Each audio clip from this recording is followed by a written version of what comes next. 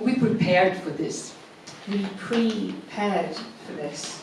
We paired up, paired down for this, briskly, thusly, in these ways. We went to a comedy writing workshop. Yes, and we wrote about our dirty little secret. Perhaps we are competitive. It might even be important to us that we are the most competitive, but not necessarily seen to be so. And as such, we could attempt to write about, around, for, against the very dirtiest, the littlest, and most secreted. We wrote as daughters, asterisk, asterisk, of chaos.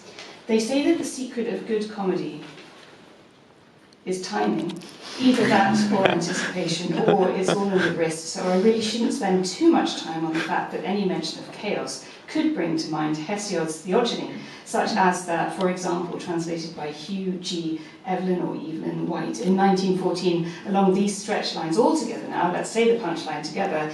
At first chaos came to be, but next wide-bosomed earth, the ever-sure foundation of all the deathless ones who hold the peaks of snowy Olympus and dim Tartarus in the depth of the wide pathed earth, and Eros, fairest among the deathless gods, who unnerves the limbs and overcomes the mind, and wise counsels of all gods and all men within them.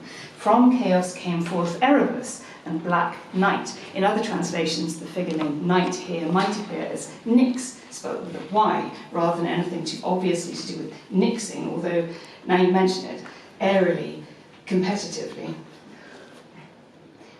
We promised to go to sleep earlier, before 2 a.m., before midnight even, resisting or drifting onto darkness as their progeny, without drugging ourselves. Drift on, or put a pin in that, or do both. And suffice it to say that the year of this translation, the 1914, Chaos's daughters begetting and begotten and foreshadowing, and on the day in 1914, after his native Austria-Hungary declared war on Russia, Ludwig Wittgenstein joined the army. He had been serving for almost 3 months when he received word that his brother Paul, a concert pianist, lost his right arm in battle. We are hiding those hated by their fathers in a secret place. In a hidden place. Handing them sickles. And this 1914 translation of Hesiod goes on, listing the progeny of an embodied godly chaos. But of night were born Ether and Day, whom she conceived and bore from union in love with Erebus. For those following along, how's that for very dirtiest and littlest, most secreted and associative? We wrote about the coil within. How's that for competitive? Helical. The doctor beyond. Spiraling out. The mother above. About, around, for, against. We wrote about that feeling we had when we were so inspired, we thought that we, as individuals, would close the orgasm gap. Megalomania, we wrote from beneath.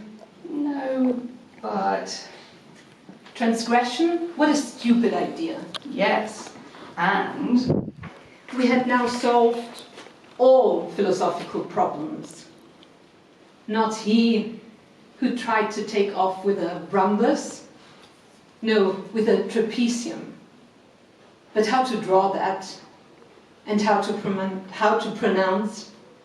The way one might bounce on its taut phonemes brings its own order, perhaps, compulsively, thanks to the dawn and other modal auxiliaries, brillig, slithy toves unbouncing, and Wittgenstein silhouette in valleys, throwing shapes, jumping and losing the unstressed.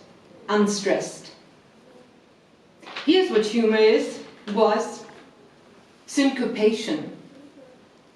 And now here we had a little discussion, right? Yeah, I mean, that was a quotation, wasn't it? That's a quote. That's Miranda July, Old Fours, and then like we had this idea of doing a little Sabrina Carpenter pose. No, of course. I mean, I'll join you because Then we were not sure about whether this is a bit too obvious. yeah, it's too obvious.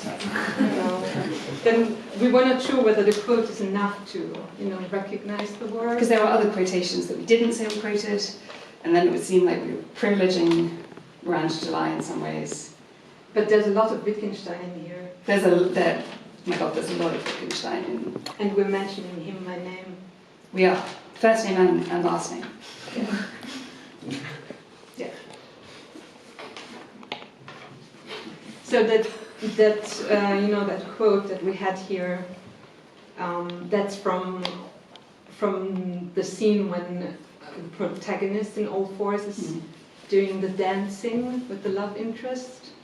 And they dance. They feel like they're like. I mean, you're looking at me like you want me to dance now. That's kind of what I'm getting. Yeah, you're also done. like you're kind of demonstrating.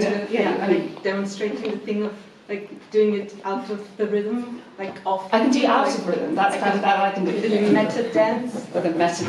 Yeah, I can't do meta dance, but I can do out of rhythm. I mean, there's the piano right here.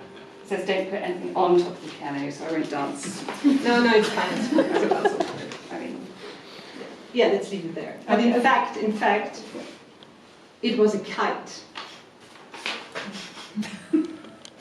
in a town named Glossop. Not exactly a thinker of excess. and there might be a garden or similar graceful haunt, neither little nor dirty, not secret and certainly not ours, in or around beyond Glossop, which features a ha-ha.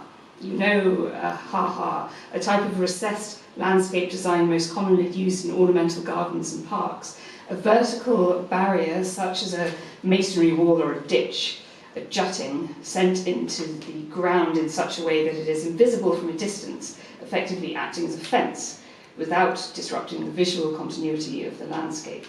The term ha-ha for this feature is believed to derive from the surprise reaction, ha-ha, of those who encountered the concealed drop. They told us we were funny on a second thought. It's true.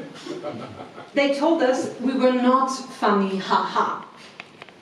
They told us we were meta-funny, humorous in a Deleuzian kind of way, whatever that means. Why did the semanticists break up with the synaptician? Because they just didn't mean the same things.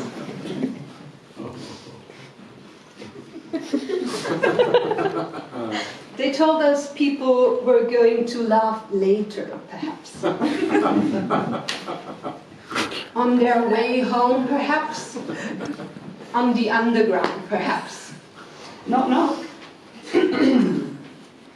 Knock, knock. I say, of Chaos and her children, so the story goes. Quote, from Chaos came forth Erebus and Black Night, but of Night were born Ether and Day, whom she conceived and bore from union in love with Erebus, and Earth first bore starry heaven equal to herself to cover her on every side, and to be an ever-sure abiding place for the blessed gods. And she brought forth long hills, graceful haunts of the goddess nymphs, who dwell amongst the glens of the hills. They told us they liked our story, that it had a shock moment. Knock, knock. Who's there? Graceful haunts of the goddess nymphs. That it had universal meaning. Kites kerning the air,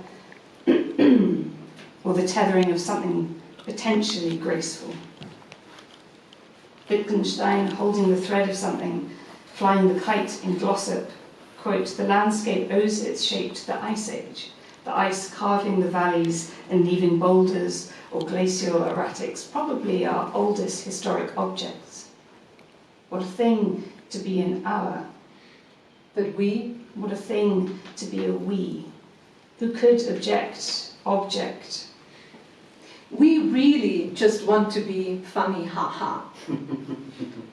Not ironic, not sadistic, not tragic, not masochistic, but we are the commuters who can't figure out the rules and corrupt the game. Thank you. Thank you.